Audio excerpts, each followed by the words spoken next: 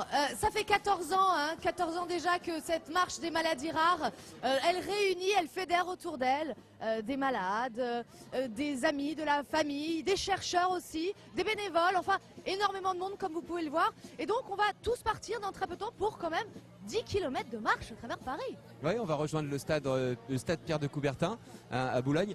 Alors, comme vous le disait Marine, on va au cours de cet après-midi participer, vous accompagner et vous faire vivre cette marche des maladies rares qui va traverser une grande partie de la capitale. On le disait, c'est la 14e édition, une édition placée sous le signe de l'Alliance des maladies rares, présidée par Alain Donard. C'est reparti pour un tour, Alain.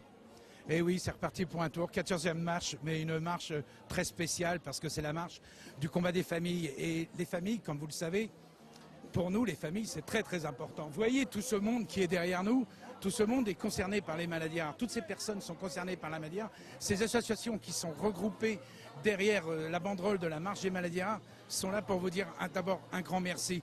Soyez généreux, on a besoin de vous, c'est toute la recherche qui a besoin de vous. Ce matin, on a entendu des gens parler de recherche, d'espoir, de volonté de guérir. Il faut continuer. Pour nous, c'est primordial. De toute façon, c'est notre vie qui est en jeu. C'est la vie de tas de personnes qui est en jeu.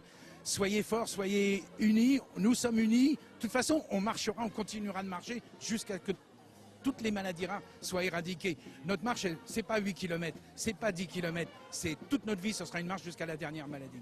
La route est longue, vous le disiez, c'est un véritable combat. Combien d'associations rassemblées sous l'Alliance des maladies rares? Sur l'Alliance, il y a 200 associations, un peu plus de 200 associations qui représentent environ 2000 pathologies, qui regroupent environ 1 800 000 personnes. Et vous voyez derrière nous, pour cette marche, il y a 2500, 3000 personnes qui sont venues des 4 coins de la France. C'est extraordinaire, cette volonté de vouloir s'allier à l'AFM Téléthon pour combattre les maladies, pour donner de l'espoir à tous ces gens. Moi, je suis fasciné par ce combat. De toute façon, c'est ma vie. L'AFM qui contribue bien sûr à ce combat avec la plateforme Maladies Rares. C'est une sorte de modèle en Europe. C'est un modèle c'est unique en Europe. Tout ça, c'est grâce aux dons des généreux donateurs de l'AFM Téléthon. Et puis, on est émerveillé par le travail qui est fait par cette plateforme. Rendre service aux gens, dire aux gens, voilà, on existe, on est là.